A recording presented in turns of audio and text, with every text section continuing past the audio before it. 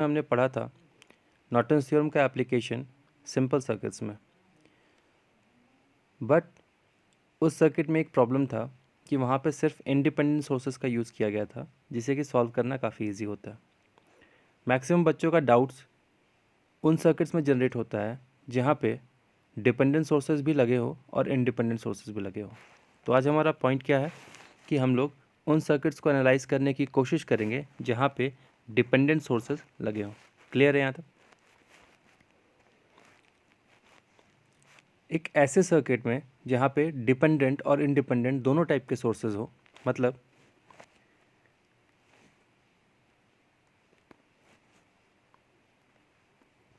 इस टाइप का सोर्स भी हो और इस टाइप का सोर्स भी हो, तो इस टाइप के सर्किट को सॉल्व करने का क्या अप्रोच होगा और किन किन बातों का ध्यान देना होगा वो आज हम लोग देखेंगे। तो आपको कुछ पॉइंट्स याद रखना है कि किसी भी सर्किट में अगर डिपेंडेंट सोर्सेज और इंडिपेंडेंट सोर्सेज बोथ हैं तो आप डिपेंडेंट सोर्सेज को बिल्कुल भी इंडिपेंडेंट सोर्सेज की तरह ट्रीट नहीं करोगे। इसका मतलब क्या कि जब आप इंटरनल रेसिस्टेंस कैलकुलेट करते हो नॉर्टन्स थ्योरम में, तो जैसे आप इंडिपेंडेंट सोर्सेज को डीएक्टिवेट कर देते हो, मतलब वोल्टेज सोर्स को शॉर्ट कर देते हो, करंट सोर्स को ओपन कर देते हो, वैसा कोई भी एक्शन हम डिपेंडेंट सोर्सेज के साथ नहीं करेंगे। यहाँ तक क्लियर? दूसरा, इंडिपेंडेंट सोर्सेज और डिपेंडेंट सोर्सेज वाले सर्किट के लिए अगर हम इंटरनल रेसिस्टेंस कैलकुलेट कर रहे हैं तो हमें इन दो फार्मूलाज को यूज़ करना है।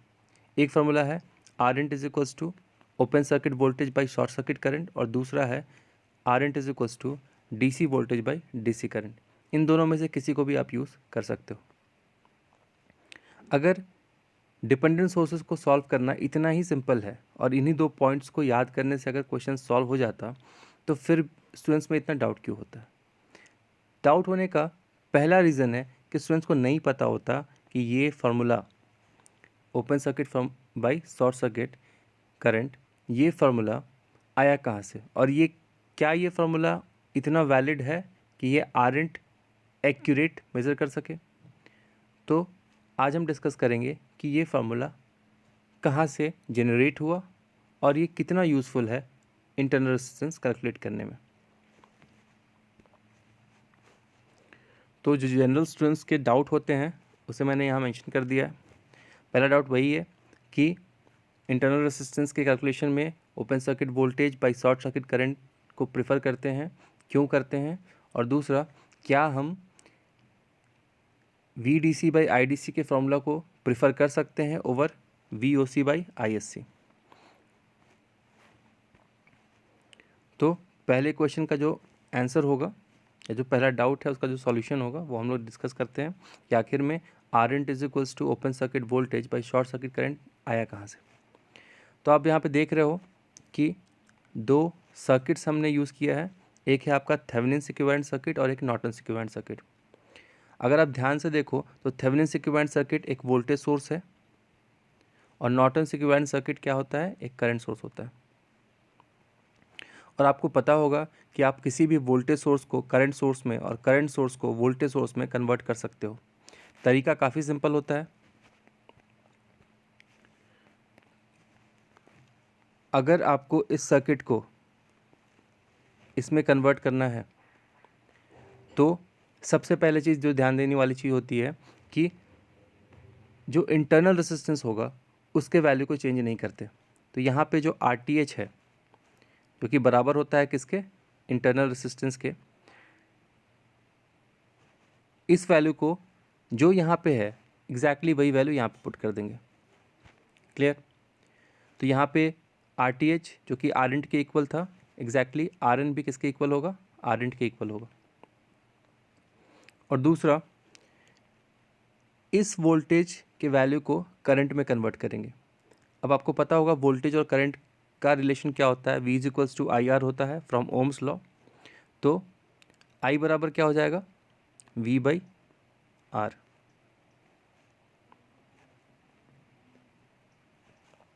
और यहाँ पे कौन सा वोल्टेज दिया गया है, तो ये कौन सा वोल्टेज है, ओपन सर्किट वोल्टेज है।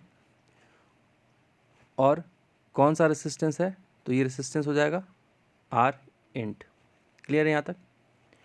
अगर आप इसको इस फॉर्मूला को देखो तो आपको पता चलेगा कि जो ISC है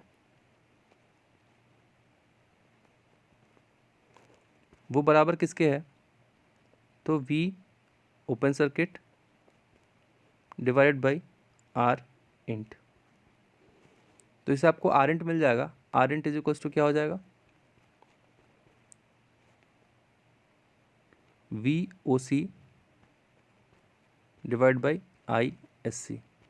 इसी तरीके से वो फॉर्मूला डेराइव हुआ कि अगर आप ओपन सर्किट वोल्टेज और शॉर्ट सर्किट करंट का रेशियो लेते हो तो आपको एक रेसिस्टेंस की वैल्यू प्राप्त होगी जिसका जो किसके बराबर होगा, इंटरनल रेसिस्टेंस के बराबर होगा। तो होपफुली वो फार्मूला जो आप यूज़ करते हो आर इंट निकालने के लिए, open circuit voltage by short circuit current, ये कहाँ से आया और ये कितना एक्यूरेट है ये समझ में आ गया होगा। क्लियर है यहाँ तक? अब एक न्यूमेरिकल लेते हैं नॉर्टन्स थ्योरम का, जिसमें एक सर्किट है आपके पास जहाँ पर इंडिपेंडेंट और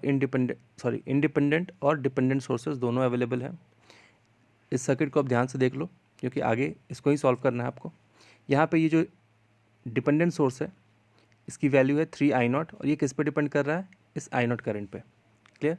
इसका मतलब क्या है कि अगर इस I0 की वैल्यू को आप बढ़ाते हो या घटाते हो तो इस सोर्स के मैग्नीट्यूड में भी इफेक्ट पड़ेगा, ये बढ़ेगा ये घटेगा। क्लियर है यहाँ तक? ठीक। नॉर्टन्स थ्योरम का पहला जो स्टेप होता है जो हमने लास्ट क्लास में डिस्कस किया था कि सबसे पहले क्या करना होता है, लोड रेसिस्टेंस को आइडेंटिफाई करना होता है और उसको फिर सर्किट से रिमूव करना होता है। तो यहाँ क्वेश्चन में दिया हुआ है कि लोड रेसिस्टेंस क्या है आपका, 1 ओम का है। तो सबसे पहले आपने इसको आइडेंटिफाई कर लिया और नेक्स्ट स्टेप में क्या करोगे, आप इसको रिमूव कर दोगे। तो पहला step, identify and remove the load resistance from the given circuit. आपने आइडेंटिफाई भी कर लिया था, लोड रेसिस्टेंस 1 ओम का था और सर्किट से रिमूव भी कर दिया। देन आफ्टर जो आपको सर्किट मिलेगा वो यहाँ पे दिख रहा होगा आपको। क्लियर है? फर्स्ट स्टेप कंप्लीट हो गया। Moving to next step. Next step में क्या होता है, calculation of short circuit current. Calculation of short circuit current dependent source वाले सर्किट में थोड़ा इजी होता है निकालना। तो आप यहाँ पे पहला काम हम लोग वही करेंगे, यहाँ पे शॉर्ट सर्किट करंट ही निकालेंगे। उसके लिए क्या करना होता है कि जहाँ से आपने लोड रेसिस्टेंस रिमूव किया था उस ओपन टर्मिनल को आप शॉर्ट कर दोगे। तो यहाँ पे देखो ये शॉर्ट कर दिया।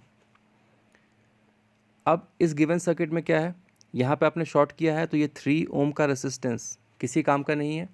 कैसे किसी काम का नहीं है कि अगर कोई करंट यहाँ से पास कर रहा है तो अब इसके पास एक पाथ ये और एक पाथ ये, 2 पाथ है करंट को फ्लो करने का।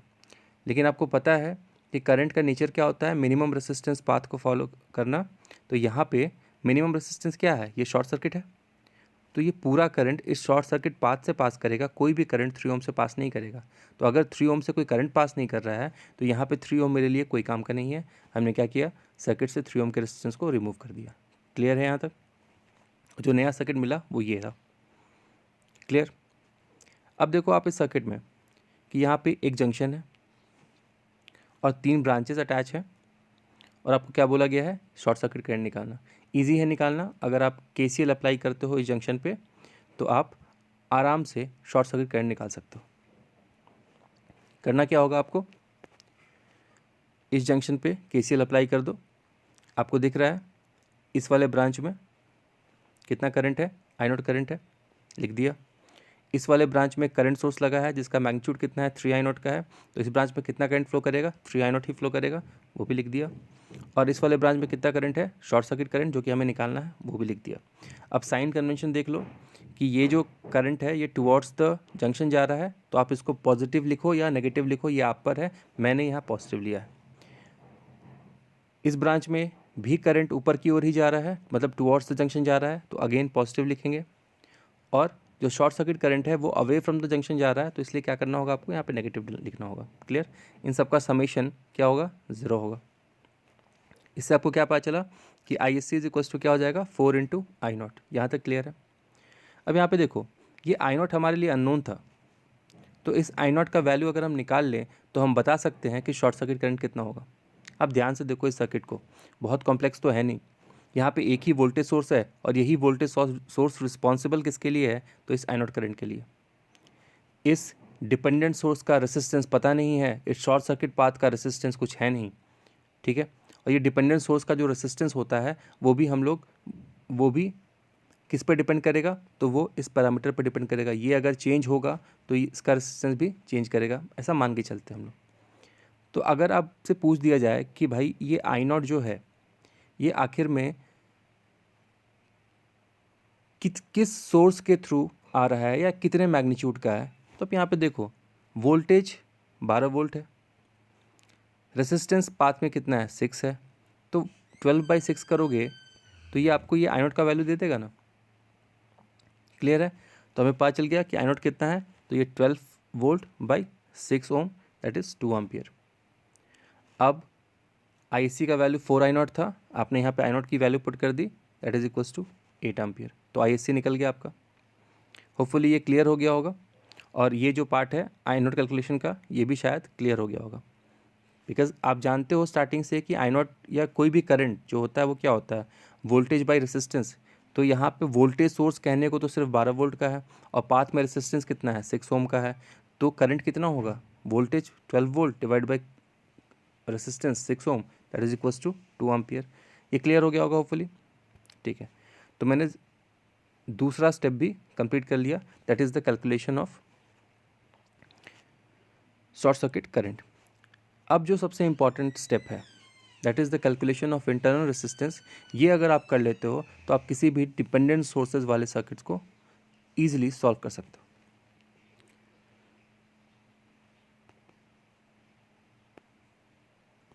तो यहाँ पे देखो हम लोग एक ईजीएस्ट अप्रोच जनरेट करने की कोशिश कर रहे हैं। तो यहाँ पे वो जो ट्रेडिशनल अप्रोच है that is VOC by ISC का वो यूज़ नहीं करेंगे। यहाँ पे हम लोग क्या यूज़ कर रहे हैं, RNT is equals to VDC by IDC। और इसको यूज़ करने के लिए कुछ पॉइंट्स आपको दिमाग में रखने होंगे कि जैसे ही आप ये अप्रोच अप्लाई करने जा रहे हो सर्किट पे, तो आपको एक pseudo DC voltage source, pseudo DC voltage source का मतलब इमेजिनरी वोल्टेज सोर्स आप अप्लाई कर दो। कहाँ पर, तो जहाँ पे टर्मिनल ओपन था। तो ये टर्मिनल यहाँ पे ओपन था, ऐसा आपने लोड रिमूव किया था, वहाँ पे हमने क्या किया, एक DC वोल्टेज सोर्स अप्लाई कर दिया। अब अगर DC वोल्टेज सोर्स अप्लाई किया है तो उस सोर्स से एक करंट भी निकलेगा दैट इज़ IDC। क्लियर है यहाँ तक?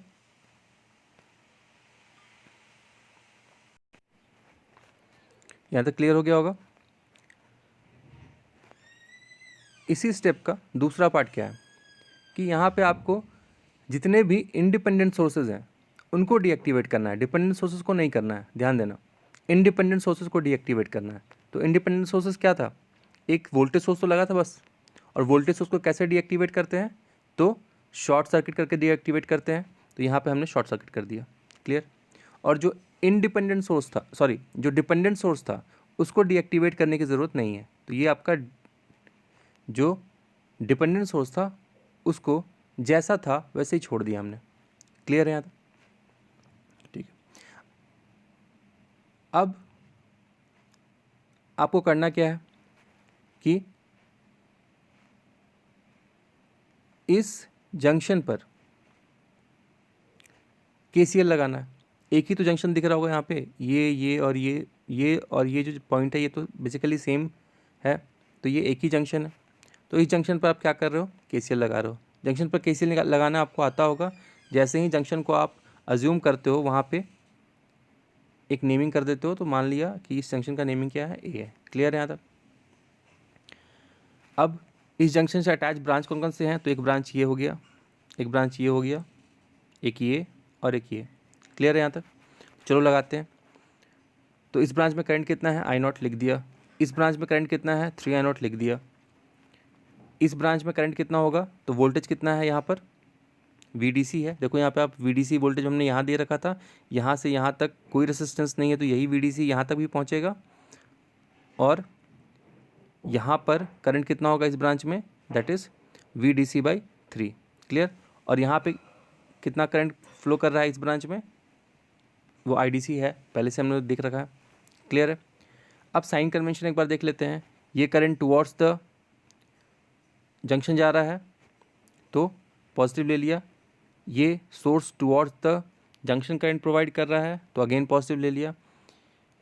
इस पाथ में हमने VDC को लिया है, VDC माइनस 0/3 किया है तो current away from the junction pass करेगा तो क्या करना होगा, नेगेटिव लेना होगा। और ये source towards the junction current pass कर रहा है तो IDC प्लस में ले लिया। क्लियर है। और इन सारे का सम क्या होगा, 0 होगा। सिंपल कैलकुलेशन है। इन दोनों को ऐड करेंगे तो कितना आएगा, 4I0 आ जाएगा माइनस VDC/3 और यहाँ पर IDC। क्लियर। अब देखो आप, ये I0 भी हमारे लिए अननोन ही था तो अब इस I0 का वैल्यू निकालना होगा। अब देखो इस I0 का वैल्यू क्या होगा, यहाँ पे VDC सोर्स है और इस पाथ में कितना रेजिस्टेंस है, 6 ओम का रेजिस्टेंस है तो कह सकते हैं ना कि VDC/6 ही I0 के बराबर होगा। क्लियर। लेकिन जब हम VDC/6 लेते हैं तो करंट हायर पोटेंशियल से लोअर पोटेंशियल की ओर आएगा, मतलब VDC से ग्राउंड की तरफ। लेकिन यहाँ पे जो I0 है उसका डायरेक्शन तो पहले से मेंशन किया हुआ है कि ये टुवर्ड्स द जंक्शन जा रहा है तो आपको क्या लेना होगा, नेगेटिव साइन लेना होगा। तो I0 क्या हो गया, माइनस VDC/6। अब इस वैल्यू को आप यहाँ पे पुट कर दो तो इससे आपको क्या मिल जाएगा, -4 × VDC/6 minus VDC/3 plus IDC equal to 0। Clear है यहाँ तक? ठीक है। नेक्स्ट स्टेप, सिंपल कैलकुलेशन आपने कर रखा तो आपको ये इक्वेशन मिल जाएगा। अब यहाँ पे देखो -2 VDC/3 और माइनस VDC/3 ऐड होगा, कितना आएगा, माइनस VDC आएगा और IDC तो था ही, plus IDC is equals to 0। आपको इंटरनल रेसिस्टेंस निकालने के लिए क्या फॉर्मूला यूज़ करना है, तो VDC/IDC आपने इसको अरेंज कर लिया तो VDC/IDC कितना आ जाएगा, 1 ओम आ जाएगा और यही आपका इंटरनल रेसिस्टेंस होगा और नॉर्टन्स रेसिस्टेंस होगा। क्लियर है यहाँ तक? आखिर में मैंने इस अप्रोच को VDC/IDC वाले अप्रोच को ही क्यों यूज़ किया, VOC/ISC भी तो यूज़ कर सकते थे, इसलिए किया। नेक्स्ट क्लास में मैं एक वीडियो लाऊंगा जहाँ पे VOC/ISC को यूज़ करूँगा, बट यहाँ पे इसलिए किया क्योंकि आपको एक आदत सा बन गया होगा इंडिपेंडेंट सोर्सेज को सॉल्व करते हुए कि आप वहाँ पे सोर्सेज को डीएक्टिवेट करते हो और करंट सोर्स को ओपन सर्किट कर देते हो, वोल्टेज सोर्स को शॉर्ट सर्किट कर देते हो। तो एग्जैक्टली वो चीज़ आपके अंदर आ गया है। अब उस चीज़ से आप अगर जैसे भटकोगे या कोई नया कंसेप्ट यूज़ करोगे तो प्रॉब्लम होगा।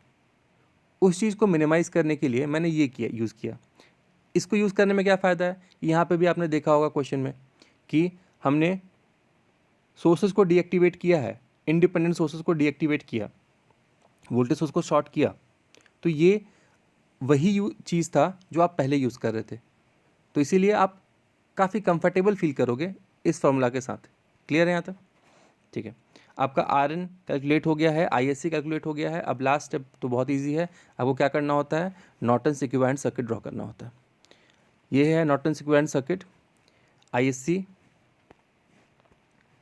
RN या फिर इसको कह लो RN नॉर्टन्स रेसिस्टेंस, और लोड रेसिस्टेंस लगा दिया हमने जो कि पहले निकाल चुके थे, कितना था, 1 ओम था। ISC का वैल्यू आपको पता है, आपने निकाला है 8 एम्पियर के आसपास है, 8 एम्पियर था।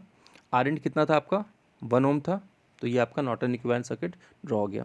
उसके बाद एज पर द क्वेश्चन अगर आपको लोड करंट निकालने के लिए बोल देता है तो आप लोड करंट भी निकाल सकते हो by using current division rule. पिछला वीडियो देखिए, उसमें हमने यूज़ किया है करंट डिवीजन रूल। तो बाकी काम तो बहुत ईजी है, इंपॉर्टेंट यही होता है कि आप नॉर्टन्स इक्विवेलेंट सर्किट तक पहुँच जाओ। क्लियर है? तो यहाँ तक होपफुली आपका डाउट क्लियर हो गया होगा, और जो डाउट्स होता है वो आप कमेंट्स में पूछ सकते हो या फिर इस प्रॉब्लम को सॉल्व करके भी थोड़ा डाउट क्लियर कर सकते हो। क्लियर? ये प्रॉब्लम आपको खुद से सॉल्व करना है, और अगेन अगर इसमें कोई डाउट आता है तो ये आप कमेंट्स के थ्रू पूछ सकते हो। यहाँ पे आप देख लो, ये भी एक ऐसा सर्किट है जहाँ पे डिपेंडेंट सोर्सेज भी हैं और इंडिपेंडेंट सोर्सेज भी हैं। अप्रोच आप अभी वही लगाओगे, VDC/IDC, ताकि आपके प्रैक्टिस में ये रह जाए। ठीक है। नेक्स्ट जो लेक्चर होगा उसमें हम अपन यूज़ करेंगे VOC/ISC। तो तब तक के लिए वेट कीजिए और इसको खुद से सॉल्व करने की कोशिश कीजिए। Thanks for listening, stay blessed.